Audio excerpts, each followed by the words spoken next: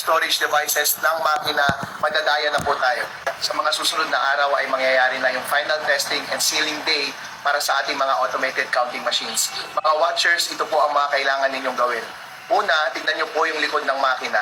Dapat po merong mga nakaselyado doon na dalawang USB storage devices. Hindi po dapat tampered with yung seal, at yung seal na yun ay dapat mananatili hanggang sa huli ng eleksyon. Pangalawa, tignan nyo po kung merong mga nakakonect na internet connection doon sa likod ng makina. Wala po dapat USB internet modem na nakakonect, at kapag Starlink naman ang gamit, wala dapat Ethernet cable na nakakonect doon sa likod ng makina. Pwede nyong tignan yung main display ng automated counting machines.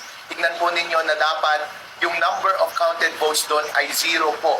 Ibig sabihin po niyan, wala pang laman. Tignan nyo rin yung network status. Para po yan sa internet, dapat may exclamation point dahil sa final testing and sealing day, bawal i-connect yung makina sa internet. Magte-testing din po kayo ng pagboto sa araw ng final testing and sealing. I-check nyo po yung results ng election returns kung match ito sa bilang ng mga ibinoto ninyo at bilang ng mga boto na ibinigay ninyo sa bawat kandidato.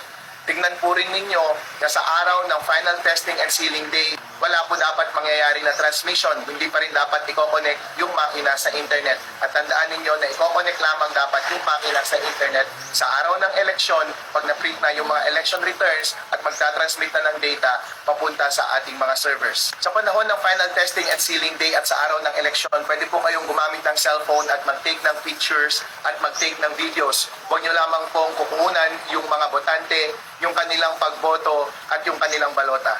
Sa araw po ng final testing and sealing, dapat yung makina po ay nasa presinto na. Kahit kailan, hindi po dapat yan ililipat hanggang matapos yung eleksyon. Kapag sabihin nila na kailangan namin ilipat to sa munisipyo, ililipat namin yung mga balota para doon namin bibilangin, huwag po kayong papayag. Kahit natapos na po yung boto before matapos ang 7 p.m. on election day. Yung makina po at yung mga storage devices, pwede po nating bantayan from final testing and sealing day hanggang sa araw ng eleksyon. Kung gusto nyo pong magkampo sa labas ng polling precinct, yun po, tignan nyo po para hindi mapalitan yung storage device doon sa loob ng makina or ma-update yung software ng makina.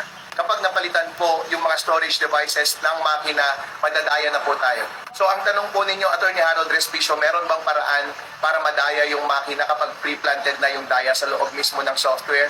Meron pa rin po. At wala po akong paraan para ma-verify yung ganun na daya. Wala pong paraan sa procedures ngayon para ma-verify na yung software na naka-install doon sa loob ng makina ay yung dapat na software na naka-deposit doon sa Bangko Sentral ng Pilipinas.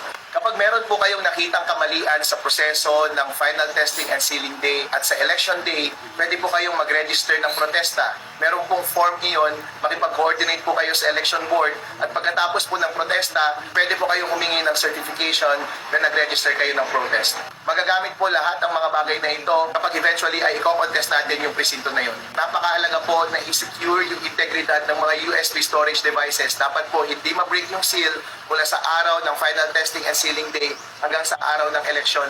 At ganoon din po yung integridad ng network connection. Saka lang dapat siya i-connect kapag election day na, pagka-print na ng election returns na pagko-connect na sa mga server pag magta-transmit na ng data. Never pong i-connect sa final testing and sealing day. Wala pong diagnostic testing dapat na mangyari on final testing and sealing day para sa internet. So hindi po dapat na i-connect yung internet sa araw na iyon. Sa araw ng eleksyon, ganito rin po ang gagawin ninyo. Ganito pa rin po ang i-check ninyo. I-check ninyo na hindi na-break yung seal ng USB storage devices. Yung main display ng makina dapat nagre-reflect doon na 0 votes pa rin ang nakakast bago mag-start yung botohan. Yung mangyayari po sa final testing and sealing day ay pareho rin po sa mangyayari on election day. Ang difference lamang ay sa araw ng election ka lamang magko-connect ng makina papunta sa internet kapag na-print na yung election returns at magta-transmit na ng data papunta sa mga servers. Kapag